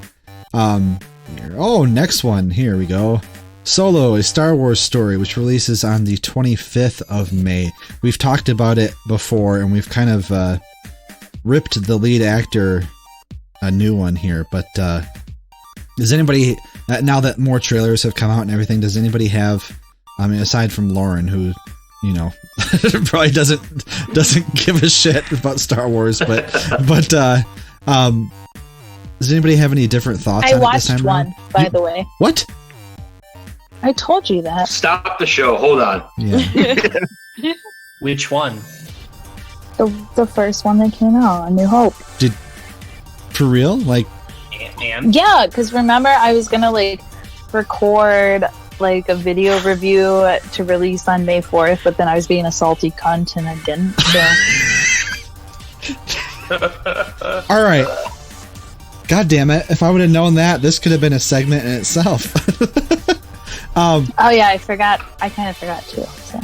What did you But think? I did that. What did I think? Yeah, honestly, don't just like tell us what we want to hear.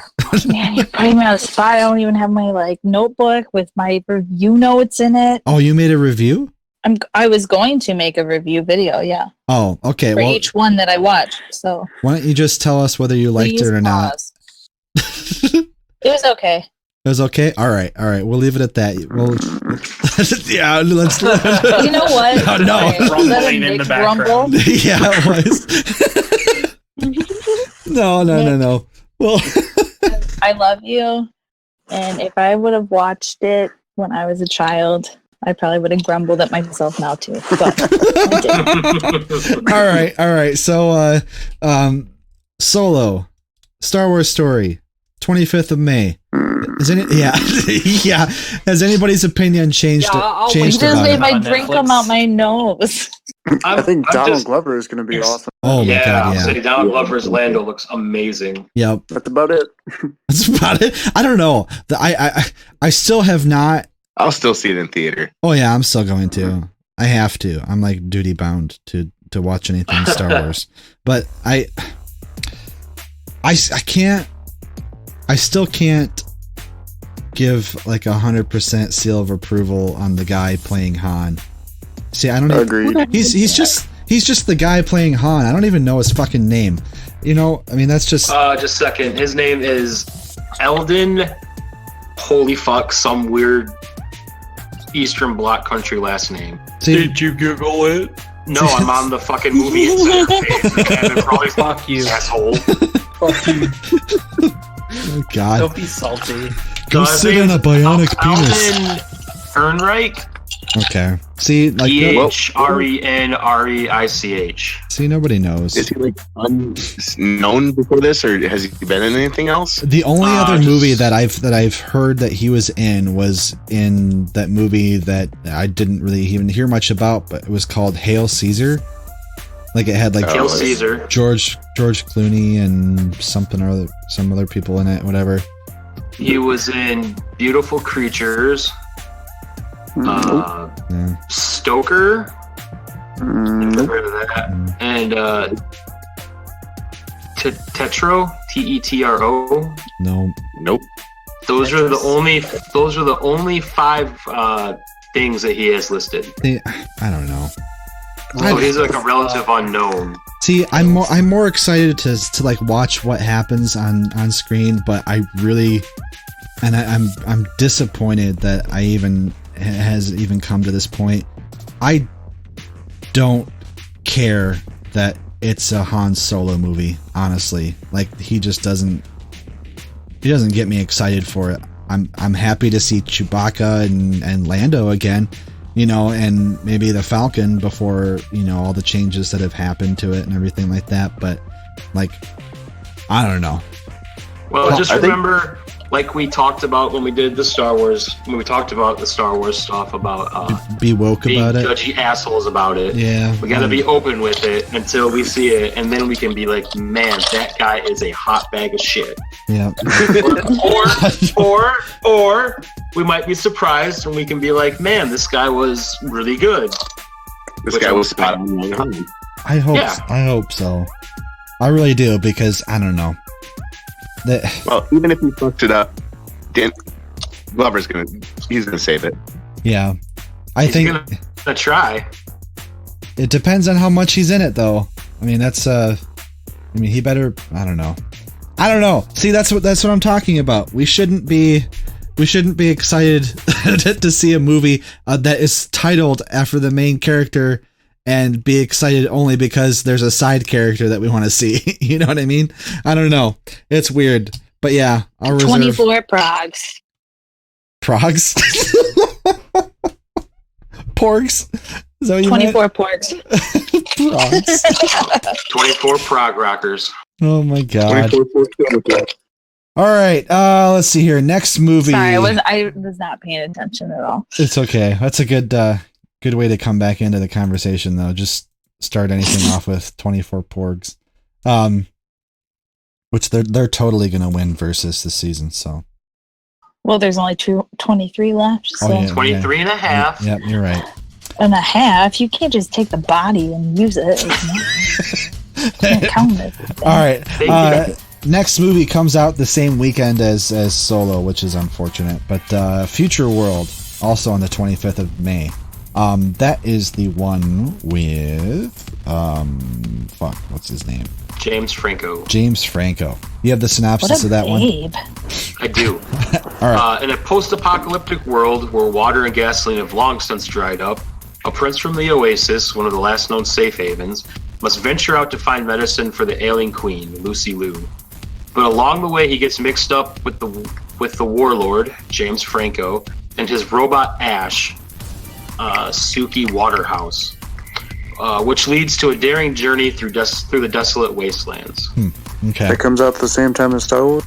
Yep. This one is a limited release, though, so I mean, it's not going to come out everywhere. No, I'd go see that. It's got James Franco, Mila Jovovich. I can't say names. Mila Jovovich. Jovovich. Yeah. I think it's Jovovich. Yes, please. Jovovich. Multipass. Method Man, Lucy Liu. M-A-T-H-O-D man.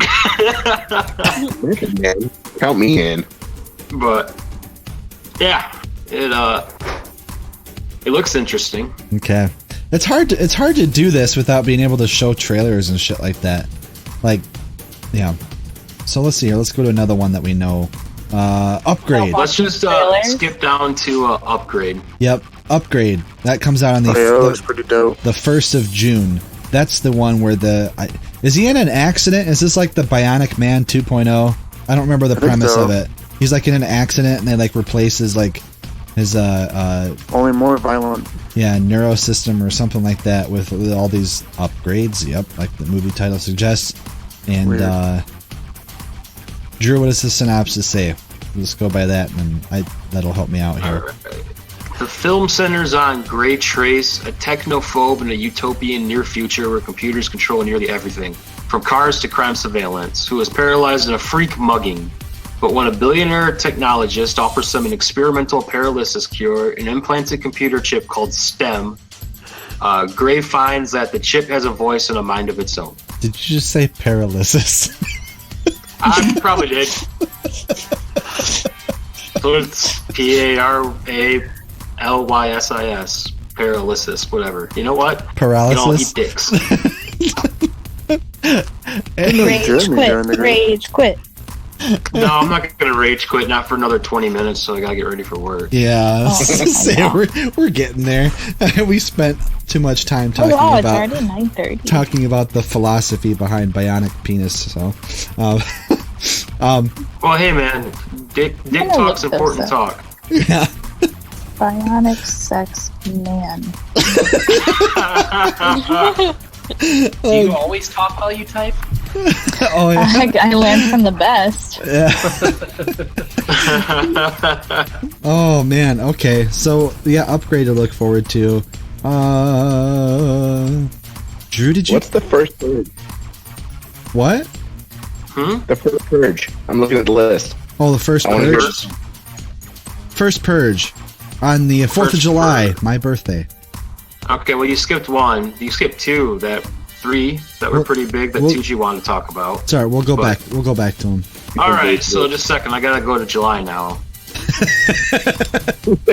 I was in the June ones. I was gonna go down the June ones, but just a second here. The first purge. All right. Behind every tradition lies a revolution. Next Independence Day witnessed the rise of our country's 12 hours of annual lawlessness. Welcome to the moment that began as a simple experiment, the first purge. To push the crime rate below 1% for the rest of the year, the new founding fathers of America test a sociological theory that vents aggression for one night in one isolated community. But when the violence of oppressors meets the rage of the marginalized, the contagion will explode from the trial city borders and spread across the nation. Ooh. What? That sounds pretty good. I really liked the first two. I never saw the Election Day. What was the first two? I mean, obviously it was The Purge, and what was it Purge Anarchy? Is that the second one? Yeah, that was the second one. Anarchy is actually that was really good. Is it? Okay. I'm gonna have to go back and watch those. That's a series that I completely forgot existed, but I did really. I've only seen the first one, but I did really enjoy it. I thought it was. I wish the Purge really existed. That'd be cool. I never saw those either. Dude, would you purge me, Nick? Would you purge me? No. Lauren, you haven't. I'd purge me too. Lauren, purge yourself. You haven't seen those, Lauren? No. Do you know what they're about, though? Yeah, you have like one night to go kill everyone. Just crime in general. All crime is legal for what, 12 hours? 12 hours. Yeah, like that whole concept was like, I don't know necessarily if maybe they executed it kind of subpar, but the whole concept of that is absolute gold. I mean, I wouldn't want that to happen, but like, I think the government was like had a play in that, and they were hoping that it like pick on as a trend, that like people would actually organize for that to happen. I don't know. I'd be save it for conspiracy night, Boots. God damn it. Oh, okay, sorry, I can't. Love it all. No, but like, and then we never heard from her again. Yeah. Some black-eyed kids. Yeah. But I don't know. I just keep thinking about that now. I got that stuck in my head. Like the whole concept of that is really good for like a movie. Like, I mean, obviously they made a movie. I'm not saying that, but like the whole concept of it, you know, we're like, hey, that should be a movie. Yeah. No, that I don't know. So okay, the first Purge is supposed to be set in what they say, like a experiment city. Yeah, it's like a small community. A test city. But then they find out China. Okay, great. But then they find out that it supposedly spreads beyond the city because apparently it gets a little loose and goes everywhere. That yeah. Sex robot. Jesus. Oh, okay. That it all goes back to dicks. Yeah, I'll probably. It always does. I'll probably check that one out. So what are the ones before that we wanted to talk about? There's the Tag just looks funny to me. Oh yeah. Yep. With Jeremy Renner. Yeah, I forgot about that one. They're like playing the same game of tag for like 30 some years. 30 years, yeah. That does look. We need to do that. Yes, we should. I mean, they have a 1 month a year apparently. Sure, 5 highly competitive friends hit the ground running in a no-holds-barred game of tag they've been playing since the first grade. Risking their necks, their jobs, and their relationships to take each other down with the battle cry, "You're it." This year, the game coincides with the wedding of their only undefeated player, which should finally make him an easy target. But he knows they're coming, and he's ready. Based on a true story, Tag shows how far some guys will go to be the last man. First off, I can't believe that this is based on a true story. I was just going to say that.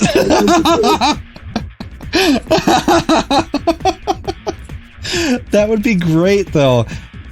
And the trailer for it, it looks as ridiculous as what it sounds too. But it sounds, yeah. But it looks great, yeah. Because Jeremy Renner's like, what is he like?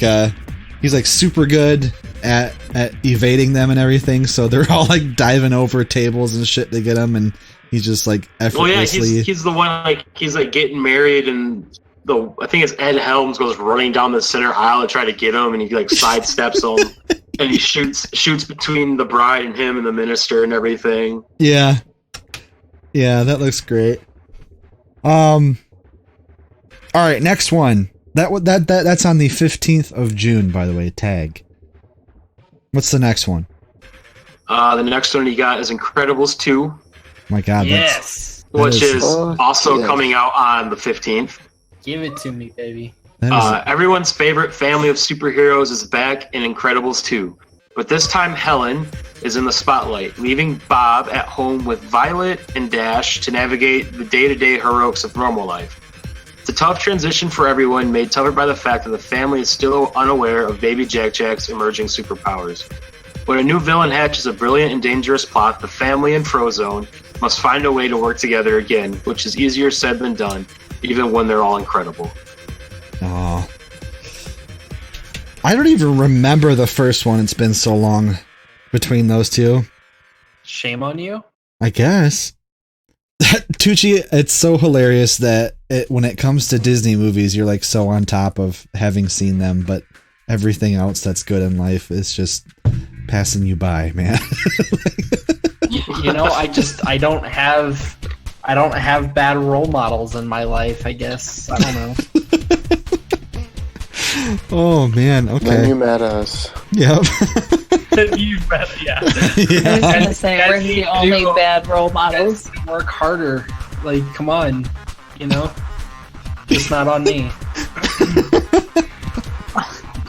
All right, the next one after that, on the 22nd of June, is Jurassic World. I'm assuming 2. What is it? It's not Jurassic World again, is it? Isn't it called something else? It's Jurassic World Fallen Kingdom. Fallen Kingdom. Okay, I knew there was something else to it.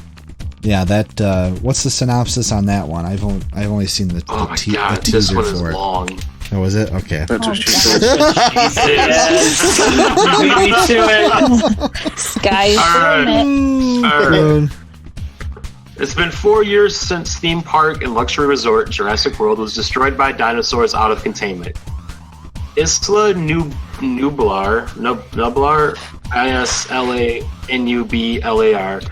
now sits abandoned by humans, while the surviving dinosaurs fend for themselves in the jungles.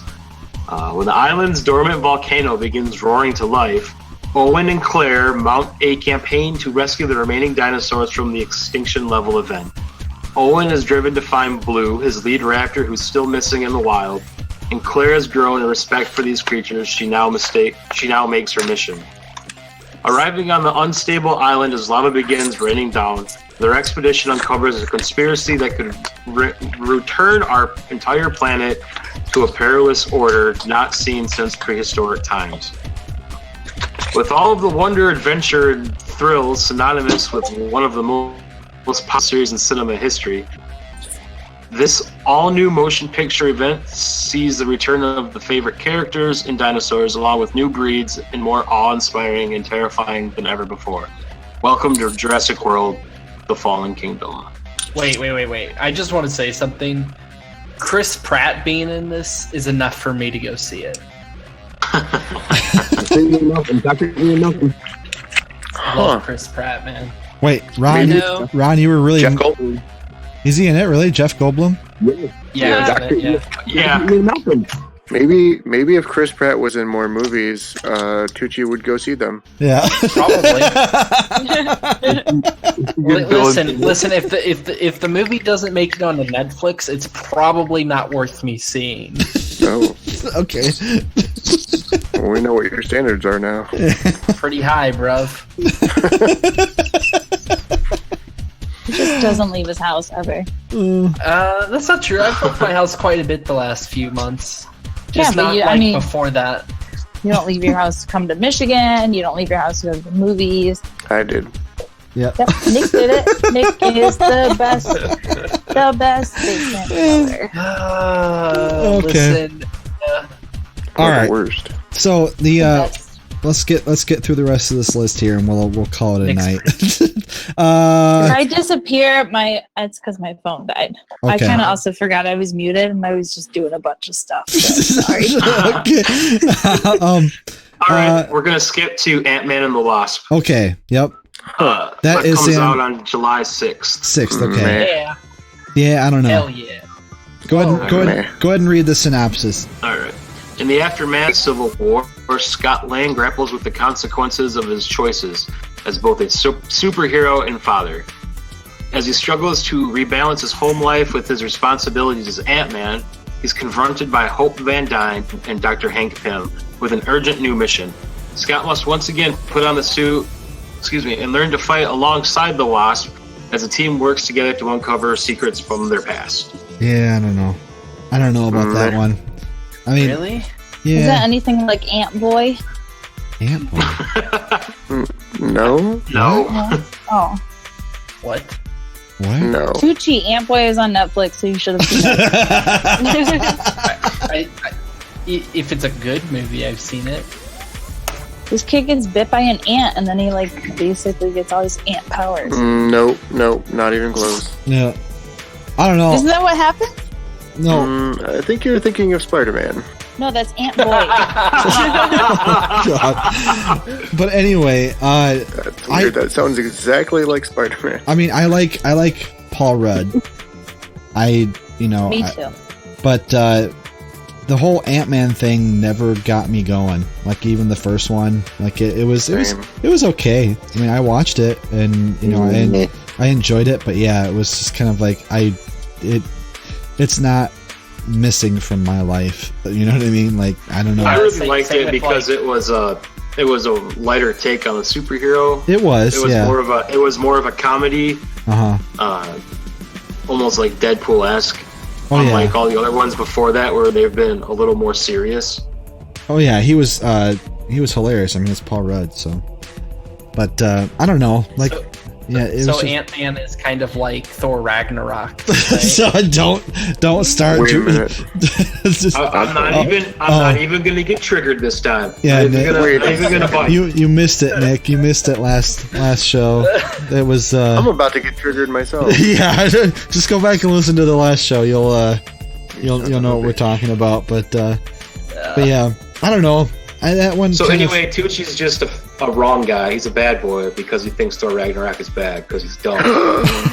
Yeah, see? Nick gets it. Thor Ragnarok is awesome. It was the worst Marvel movie I've seen. Why don't you go ahead and get triggered and just disconnect yourself again because I'm going to shame you so hard. Literally the worst I've seen. You are so full of shit. God damn. You think Thor Ragnarok was worse than Thor 2? Thor 2 was the hottest pile of fucking garbage I've ever seen. I mean, a lot of the Thor movies haven't been good. I'll agree with that. But I mean, Thor Ragnarok definitely wasn't like, oh my god! No! Wrong! I gotta side with Drew on this one. Jeez. So anyway, coming out on July 27th, we have Mission Impossible Fallout. Ooh, I have not seen anything. I love Mission Impossible. So the storyline for this is very short. Mission Impossible Fallout finds Ethan Hunt and his IMF team, along with some familiar allies, in a race against time after a mission gone wrong. That's it. Which one is this? 5? No, I think this is like 7. No, it's not that many. They always 6. This is 6. No. They had 1 through 3. Then they had Ghost Protocol. Yeah. Then this one. I don't think there was one after. No, this is 6. According to this website, it's the 6th one. Well, what the fuck? What's the one before it? Yeah, Mission. Oh my fuck! I cannot talk. Welcome to Mission my world. Impossible 1 through 3. Then you had Ghost Nation. And then there was Protocol, you mean? Or Protocol or whatever. Yeah, Rogue Nation. I combined shit. those two. You're right. And then there's this one, which is MI6. Okay, I was mixing the last two together. I liked the first couple of them. I just think they need to stop fucking making them. I don't know. I liked them. I like that kind of stuff, but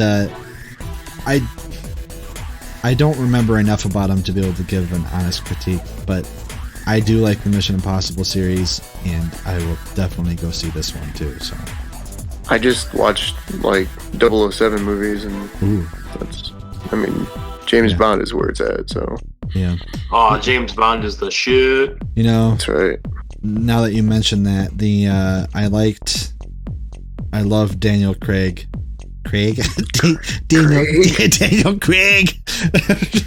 But I love him as 007. But the I don't know if you guys have heard this, and I don't know how much weight there is behind it, but they were in talks of having Idris Elba be the next Bond. God. Wouldn't that be fucking sweet? I would. It would be different, and it would be pretty good. It would be awesome. And yeah. The thing about Bond that it's kind of just part of the like the whole, I don't know, the whole thing, I guess, behind the Bond movies is that he goes through and that you change the actor every couple years, and then everyone acts like it's just all the same person. It's just, I don't know, like, you know what I mean? Like, that's just part of the series is that, you know, oh, you're the new Bond. I think Idris Elba would be a really good addition to that. Yeah, he's got a very, very good presence, and he's a very good looking man. So it would fit pretty well. So yeah, I don't know. Let's see here. Any other ones you want to touch on, Drew, before we pull the plug on tonight's shit show? I'm going to drop down to one that you said you were excited for. Oh, shit. I missed the rest of the list. My God. Coming out on August 10th is The Meg. Yes.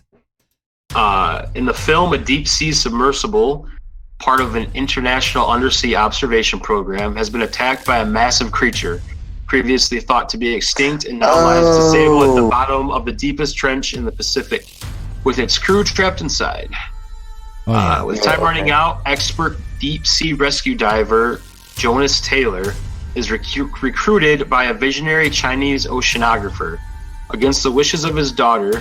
I'm not going to try to say that. To save the crew and the ocean itself from this unstoppable threat, a prehistoric 75-foot long shark known as the Megalodon. What no one could have imagined is that years before, Taylor had encountered the same terrifying creature. Now teamed with the girl whose name I can't say, he must confront his fears and risk his own life to save everyone trapped below, bringing him face to face once more with the greatest and largest predator of all time. See, the synopsis for that makes it sound very lame and generic, but the Meg is based off of like an award-winning book series. I don't remember the author's name, and obviously I don't read, so I have never read the books. But I think he was a New York Times bestseller, and I could be wrong, but I remember him. I remember reading an interview with the guy saying that he was like, the books are old.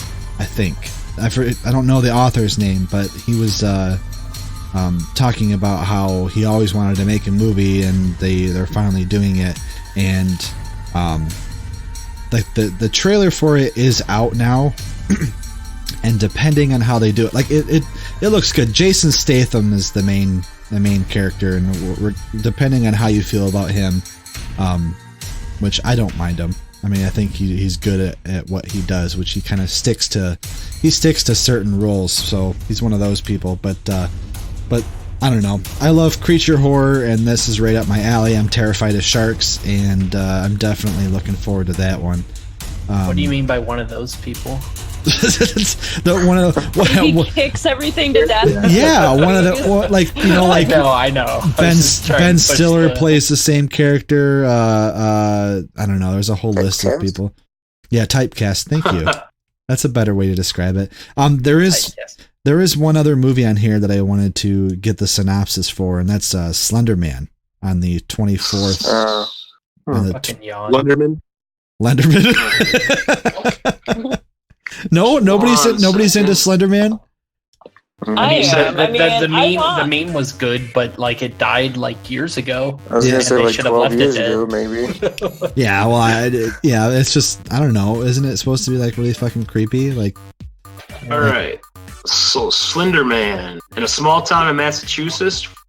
Wow, I can't talk. 4 high school girls perform a ritual in an attempt to debunk the lore of Slender Man.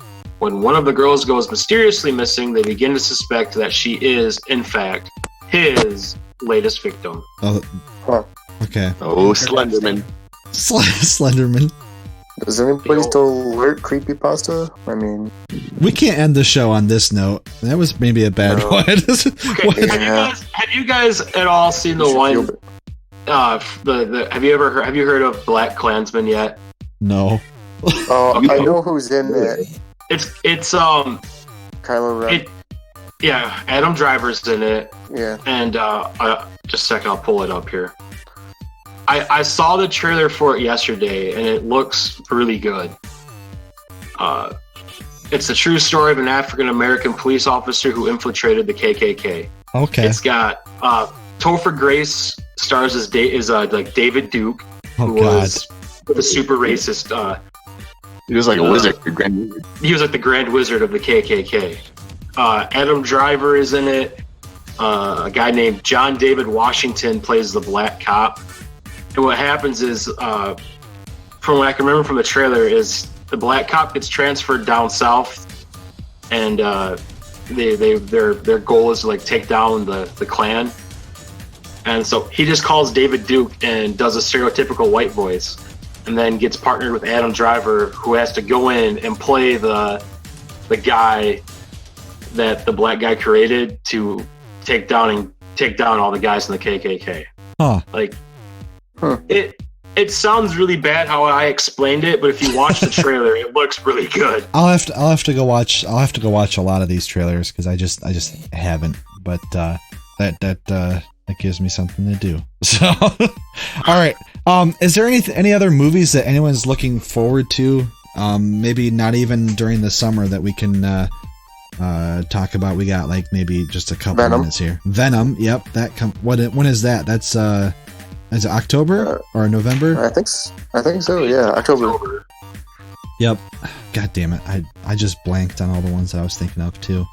No. Predator. The new Predator movie. That one's coming out later this year too. That the trailer's out for that too, so if you haven't seen it yet, check that out. It looks exciting. It looks it's going to be another one of those where it depends on how much focus they place on the stupid little kid, which I don't know why these fucking people think that adding a kid to a horror movie is going to do it any favor. You know, like what was the one where they were in the town? It was like AVP. Was that the one? Requiem. I think it was AVP 2. Yeah, Requiem. Yeah, because the first AVP was like Antarctica. Yeah. Yeah. Oh yeah, that's right. Yeah, the second one, it kind of reminds me of that almost. Yeah, I got that vibe, which I actually liked Requiem. I mean, I like all of them. I should say I appreciate them for what they are. The first one had some pretty cheesy, gimmicky moments, and it was PG-13 instead of R, which was totally fucking stupid. But it is. But Requiem was pretty good. It was very violent and very everything, but I think they kind of it was kind of like the Aliens, like as in the second Aliens movie. It was kind of like that, where it was just straight up, you know, pure carnage and everything like that. I mean, Aliens is different than Predator, but I really long for like some more like mystery and horror elements as opposed to just an action movie involving aliens. You know, I mean, like even the first Predator movie had a very strong sense of horror because they had no idea what was going on. They kind of, you know, they teased the appearance of the so Predator. you want like less creature horror, more thriller. Well, I both more mystery. You know, and with Predator, like the first one, it was, you know, there was a lot of like tense buildup, but it was still an action movie. But there was a lot of tense buildup because, you know, it would strike and then it would go away, and nobody knew what was going on. They just knew that they were, you know, dying one by one. And then, you know, at the end, then it became more of an action movie, but there was a strong sense of horror in that. I think it was more of an action movie first, sci-fi horror second. Yeah, no, I agree. I feel like they definitely brought that back. I can't remember which one it was, but the one where they were actually on the hunting planet with Adrian Brody. Oh, Predators. Predators. Yep. Yeah, that's the one. Yep. I think they brought it back to the original with that one. Yes, they did. They did a really good job with that. But this one, I'm excited because it's more Predator. I'm weary because of the way that the trailer kind of sets it up. Like at least the trailer to me focused on way too many elements that I don't want to see. I have no interest in seeing.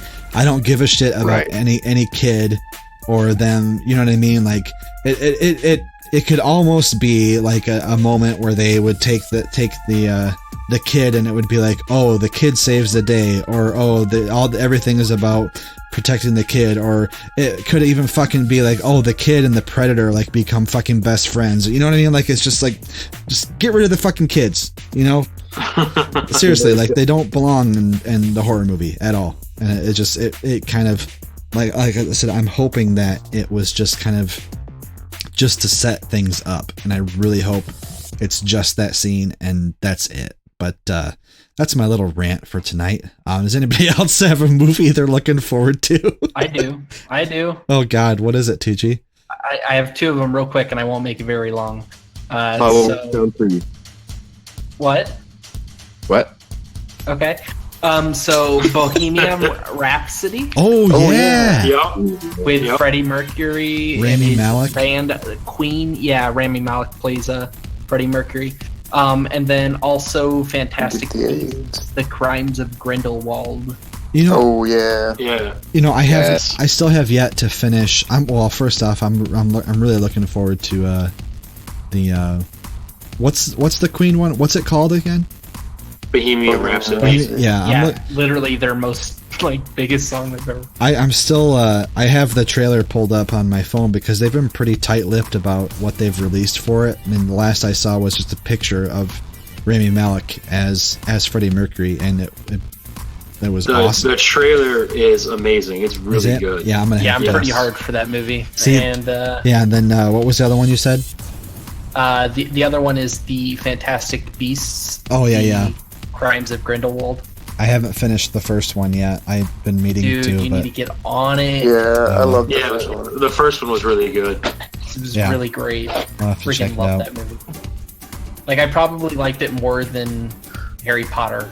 Really? Yeah, I really enjoyed it. Yeah, me too. And I'm kind of a Harry Potter fan. Yeah, me too. Yeah. Okay. All right, guys. Well, if does anybody else have any other movies? Nope. I was saying, I think we should revisit this topic coming maybe in August. Once we've seen them, we can talk about them. Yeah, exactly. Yeah. Well, that, and I know there's a lot more that are coming out the tail end of the year that are superhero movies and the such that look really good. Yeah. So. Agreed. Okay, guys. Well, we didn't really have things structured that well, but we still made it through, and we still have talked for a very long time, despite all of that. So I don't know. Sorry about all the penis talk. Yeah. No, we're not. We're not sorry about that at all. So welcome to the first episode with an explicit tag. Yeah. So we finally crossed the line. Maybe, I don't know. But anyway, thanks for being tolerant of us, I guess, and our antics. Make sure to check out our Facebook page, check out our website, www.tbdpod.com. Check out our Patreon page, which you can find by going to our website, and go to the how to support the show links, and you can get some ideas. If you don't want to be a patron, you can do some other things to help us out. Though after this episode, you may not want us to continue, but whatever. We're going to do it anyway. You may want to continue more. Yeah, exactly. So thanks for sticking with us, and we will see you in a couple weeks. All right. Goodbye. Okay, love you. Bye. Bye-bye.